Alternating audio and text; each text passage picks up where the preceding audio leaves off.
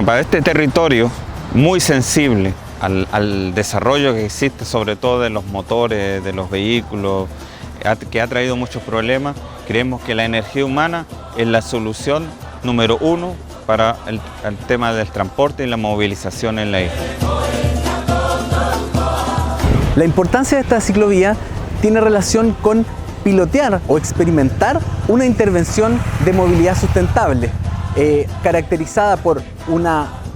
bajo costo de su ejecución, rapidez en su materialización y que ha generado un gran impacto para la comunidad.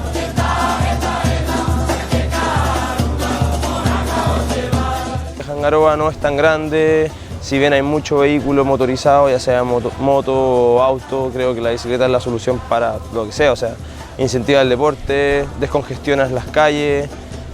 accesible, se tiene que incentivar el uso de la bicicleta sí o sí.